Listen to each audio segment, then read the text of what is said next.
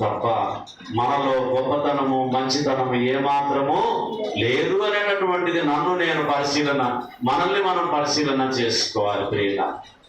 అప్పుడే మన జీవితం సాధకమవుతుంది, మన జీవితంలో ప్రాముఖ్యం ఉంటుంది.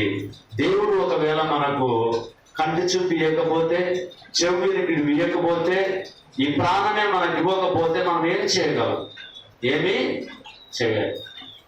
కంట్లో నలుసు పడితే, అందుకనే నీ సహోదరుని కంట్లో నలుసు పడినది నీవు తర్వాత చెప్పు, నువ్వు ఫస్ట్ నీ కంట్లో ఉన్న నలుసును తీసివేసుకో అని అంటే, నీలో ఉన్న పాపాన్ని, నాలో ఉన్న పాప మాలిన్యాన్ని తీసివేసుకో దేవుని వాక్యం తెలియపరుస్తూ ఉంటున్నది.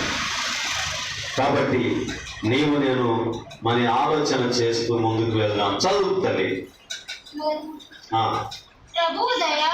ప్రభు దయాళుడని మీరు రుచి చూచి ఉన్న ఎడల సమస్తమైన దుష్టత్వమును, సమస్తమైన కపటమును, వేషధారణను, అసూయను, సమస్త దూషణ మాటలను మాని కొత్తగా జన్మించిన శిశువులను పోలిన వారై నిర్మలమైన వాక్యమును, పాల వలన రక్షణ విషయములలో ఎదుగు నిమిత్తము ఆ పాలను అపేక్షించుడి.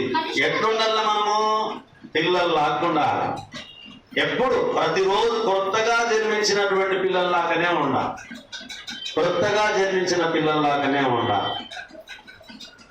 ఎందుకు అని అంటే, ఏ రోజు ఏ మాటలో పడిపోతాము, ఏ పాపంలో పడిపోతాము, ఏ క్రియల్లో మనం పడిపోతాము, ఏ చూపుల్లో మనం పడిపోతాము, అనుదినము ఏదో విధంగా మనం తప్పిదంలో పడిపోకుండా ఉండడానికి మనం ఏం చేయాలి? ప్రతిదినము కొత్తగా జన్మించిన శిష్యులను పోలి మనం నడుచుకోవాలి. నేను పాతోని కదా, నాకు తెలుసు కదా అని నేను ఎప్పుడు అనుకోను. నాకన్నా పాత వాళ్ళు చాలా మంది, తండ్రులకు తండ్రులు, పితరులకు పితరులు, తాత ముత్తాతలు ఎంతో కాలం నుంచి, మానవుని ఆదామును సృజించిన కాలం నుంచి నేటి వరకు ఎంతో మంది పుడుతూ ఉన్నారు, చనిపోతున్నారు, దేవుని చిత్తాన్ని జరిగిస్తూ ఉన్నారు, ముందుకు కొనసాగుతూ ఉన్నారు.